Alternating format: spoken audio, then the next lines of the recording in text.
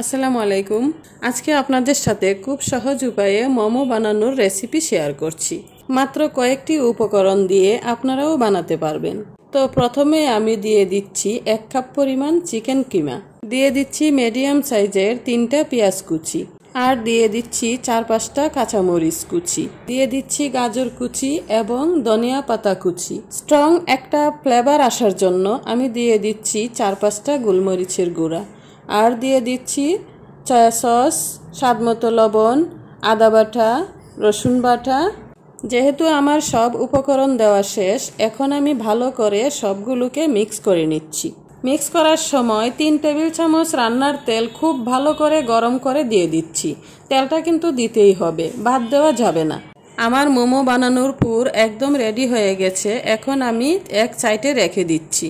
এখন আমি মোমোর লেয়ারটা বানিয়ে নেব। তার জন্য নিয়েছি 2 কাপ ময়দা এবং স্বাদমতো লবণ দিয়ে আমি ভালো করে লবণের সাথে ময়দাটাকে মিক্স করে নিব।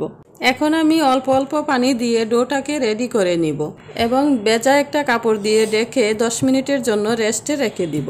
এখন আমি মোমোর সাথে খাওয়ার জন্য ডিপিং সসের রেসিপিটা আপনাদের সাথে শেয়ার করছি। তো শুরুতে আমি দিয়ে দিলাম সাদা তিল 1 চামচ, আর চিলি ফ্লেক্স 1 চামচ এবং শুকনা মরিচের গুঁড়া 1 চামচ। এখন আমি তার মধ্যে একদম গরম তেল দিয়ে দিব। তেলটা দেওয়ার পর কিছুক্ষণ নেড়ে চেড়ে যখন সব কিছুর ফ্লেভার তেলে উঠে যাবে, তখন আমি একটা ছাঁকনির সাহায্যে তেলটাকে ছেঁকে নিব। তারপর 1 চামচ টমেটো সস দিয়ে ভালো করে নেড়ে চেড়ে একদম সস রেডি করে ফেললাম।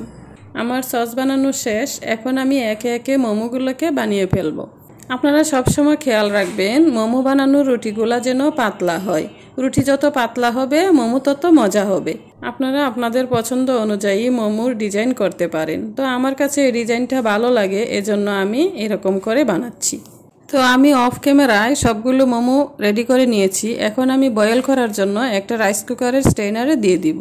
তো আমি 15 থেকে 20 মিনিটের মতো মোমোগুলাকে বাপিয়ে নিয়েছি। তো আমার রুটিগুলা পাতলা ছিল, এজন্য একটু তাড়াতাড়ি সিদ্ধ হয়ে গেছে। তো আমার সব কিছু শেষ। এখন আমি পরিবেশন করে নিব।